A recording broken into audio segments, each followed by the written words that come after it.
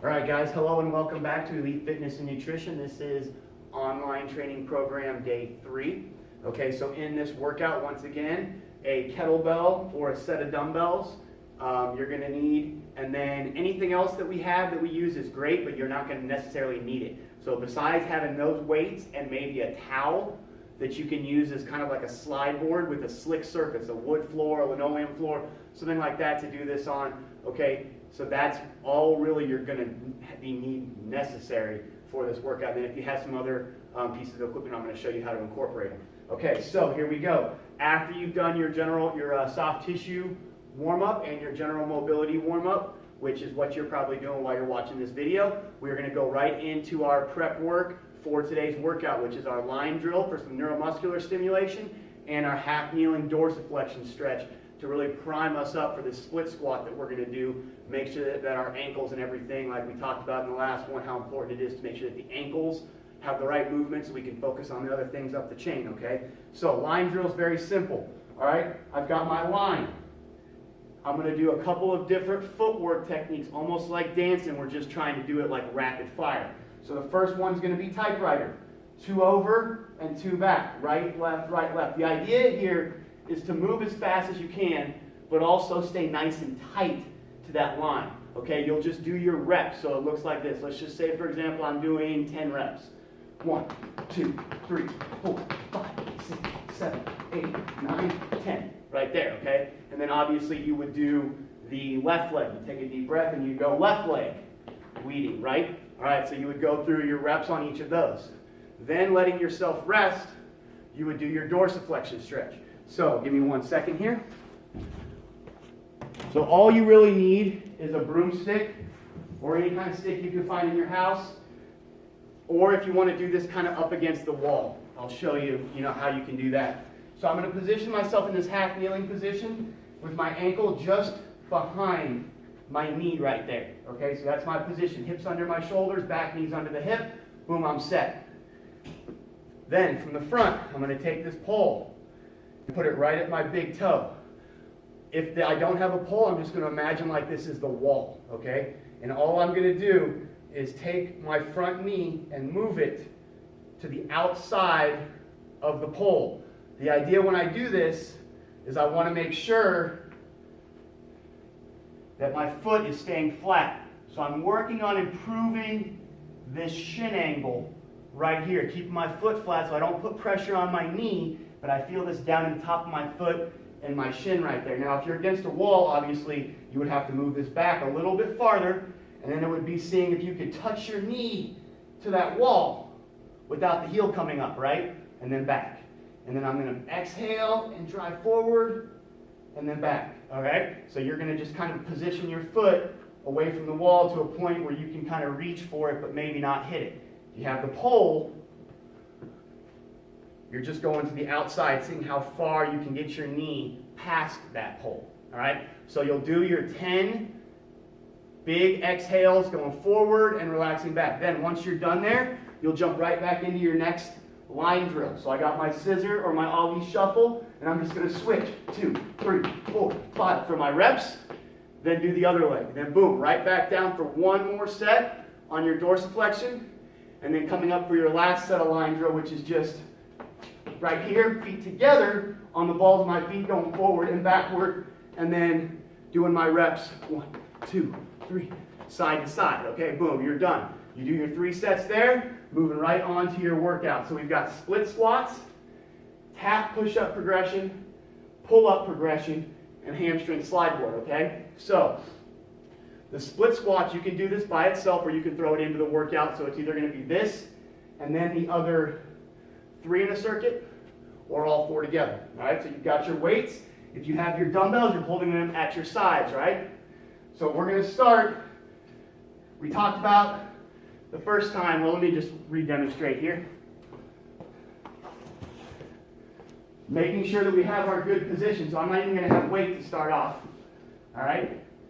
And if you've already gone through this part, you can kind of skip and go right under the regular split squats. But now, I've got my foot right underneath my knee right underneath my hip, and I'm up tall, shoulders back, abs tight. I'm just going to stand straight up, right? Back legs straight and engaged, hips under the shoulders, front knee is still slightly bent, And remember, a little trick, I like to have that toe turned in just slightly. So my knee's kind of abducting, my toes in slightly, making a nice solid, stable base. Every joint is kind of stacked right over the top of each other, so we're really solid right there. Okay? And then I'm going back down. Boom. Relaxing, resetting. Back up, and then down. All right? So this would be your first set. Okay? You would kind of make sure you're locked in place and it feels good. And then from there, you could take your pad away or your pillow or whatever you're using. I suggest starting with as light a weight as possible and working your way up. You got your dumbbells. Now I'm starting from the top position. Shoulders back, abs tight. I'm going to drop down to where I hit that imaginary pad. Boom. Right back up. Knocking out all your reps on one side and then switching and going to the other side. Now, if you don't have dumbbells, if you have your kettlebell, very simply, you're just going to hold it right here. All right? Now the weight distribution is a little different. Obviously, like we talked about with front squat and back squat, if you're holding your weights here, it's more over your center of gravity. Just a little bit more out in front of your chest, but that's okay. We're just going to go same thing. Boom, right there, okay? Then we've got our tap push-ups. So remember, all the progressions that we taught, I'm not going to go through all the progressions again that we did on day one, okay? You can go back and kind of check those if you want. So we're just going to add the tap to our progression. So whatever progression you're working on, you're just going to add this tap. So I'm just going to either tap back and forth and hold, or I'm going to tap and go down, and then come back up to the start, tap, tap, and go down, or I'm going to tap, tap, go down, slow for my 5 seconds. I'm just going a little fast for demonstration purposes, and then pressing back up. Okay? So you've got those 3 progressions you're working through. Remember, you can elevate it to do that a little differently. All right, finally, we've got we've got our pull-up progression. So, Scott, I'm going to borrow you over here. So we're going to take a second to just talk about these. We'll go quickly through the progressions again. So obviously the first one we have, if you have a pull-up bar and you're in luck, so you could just focus on your hangs, right? Just hanging there, shoulders away from ears, abs tight, legs straight, maintaining this nice solid position here so you're not swinging. Or you're jumping up, so you've got something you're standing on, and we're jumping up and going down for our 5 seconds, right? Boom, and then jumping back up. Or finally, you're just jumping up. Well, actually, I did that last time too. You're not jumping up, you're just staying straight, pulling yourself up, and then going down for your 5 seconds and not relaxing, just pulling yourself right back up and down for your 5 seconds, okay? So, if you have a band, I'm going to show you how you can work through those same progressions with your band. So I'm going to tie it right there over the bar. Tie it up tight, just like that.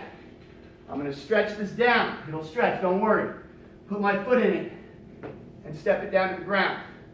I'm going to reach up, and now I can, keeping this leg straight, keeping both my legs straight, I can use this for a little assistance. If I really want to work through some of the other progressions, and I have a band, I can really get some more variety in my workout just by incorporating that. Okay, so I just want to show you how you could use that. So once again, when you're done, stretch the band so it doesn't whip your knee up, so I can take it off carefully, and then I'm out of it, okay? Now, you don't have the pull-up bar. We talked about on day one, these progressions on the ground, okay? If you have a partner, I'm going to show you kind of a tricky way that you can do the same things right there on the bar, all right, on the ground. So obviously, get in here where you guys, make sure you guys can see me. Obviously, I'm just doing my imaginary position right here. I'm hanging from the bar, all right, right there. So a couple of things, if I have an assisted person, they can actually come over, and remember, we're doing our 5-second holds, and just put a little bit of resistance down against the bar. So I'm actually pushing into a physical force here. All right, I'm just pushing in just a little bit. All right, and then I'm relaxing. Then you can also kind of imagine, so he's going to grip, hold on one second, he's going to grip underneath and sort of pull the bar back towards him and down. So I'm going to do like a kind of an imaginary pull up here. I'm still resisting into him. He's still doing that. It's a little bit harder for your partner. But then I'm also going to do just a nice light down and back, as he's going to resist that too. You got this? All right, so I'm going to pull up. There we go. And I'm just going to pull nice and easy down and then back. And you can work that. You can work that as well. You can just do 1 rep and then relax. Or if you're getting really good at it, you can try to go through some continuous reps on that one as well. So just a tricky little way. You'll have to practice that with your partner. It'll take there's a learning curve to that for sure, even for us, okay? Finally, last exercise. And please, if there's any questions about any of this stuff, I'm trying. It's a lot to cover, and I want to make the video not too long. So if you have any questions about this or any comments or something like that, just hit me up. Okay, so I'm going to use these sliding discs because I have them. If you have them, great. You probably don't. So a towel, a cotton towel, or some socks on a slippery wood or vinyl or laminate surface will work just fine. All I'm going to do is my glute bridge, hips up, slide out, curl back under. Remember, the whole time here, I'm trying to keep my hips up so I've got a straight line from my shoulders to my knees. So let me see if I spin around. I bet you can see me better, a little bit better from the side here. So I got enough space right here. So I'm bridging up, making sure I'm kind of pulling my shoulders back, right? That helps keep me lifted. Boom.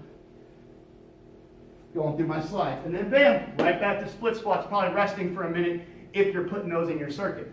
All right, so finishing up, after that we've got our planks and our dead bugs, all right? So everybody knows a plank, but I'm just going to quickly go over what's important about focusing on, because most people are pretty good at holding a plank and just fighting through the pain and things like that of holding themselves up, but making sure that we're doing it the right way to really get out of it what the whole purpose does, because if we understand why we do a plank, it's going to make sense when we squat, when we split squat, when we do pull-ups, push-ups. Everything we do is going to make more sense because we understand what this is all about. All right, so plank position, forearms parallel to each other, right here. Elbows right under the shoulders. Okay, and all I'm going to do is get into a nice solid plank, which means my legs are straight, I'm pushing my heels back, my knees are locked out tight, my butt is down so I'm nice and level, but I'm squeezing it, okay? My abs are sucked in tight so I don't have this arch in my back right here. I'm getting rid of that butt down, glutes squeezed tight like I'm squeezing a walnut, knees locked out, I got my elbow position, I'm sucking my abs in tight, and I'm holding right here trying to push myself away from the floor with my forearms. Now, that is your position you're holding. One little trick that really kind of takes that to the next level is I like to imagine that I'm taking my elbows and my feet and I'm trying to like crumple up the floor like it's carpet. Obviously my feet and elbows aren't moving, but the idea is that pull together that'll really light up your abs right there. So I'm in my position and I'm going to pull everything together as I breathe. Just doing that for 30 seconds to a minute will be all you can handle. Okay? Then the other one is your dead bug. If you have a Busu ball, cool. If not, you can do it without. So just kind of imagine me doing this without a Busu ball. So I think it works a little bit more abs when you have the ball, but it's a little bit more on the coordination and the actual movement of the body is a little bit more difficult without the ball. So there's good and bad to both. All right, so I'm laying on my back here. I got my knees bent at 90, right over my hips, so I'm lined up again like my four-way ankle. And I have my elbows straight, and I'm just going to kind of squeeze this ball with my hands and my knees and my chin's tucked in. I'm just going to alternate. Extending one side, and then extending the other. I'm breathing. Inhale and exhale. The whole time I'm trying to keep that low back flat. If you don't have the ball, same thing. Whoops. I'm just going right here, trying to maintain that position, okay? You're going back and forth on those two, and that is the last part of that workout. Make sure you get your stretch at the end. All right, guys, thanks a lot, and good luck.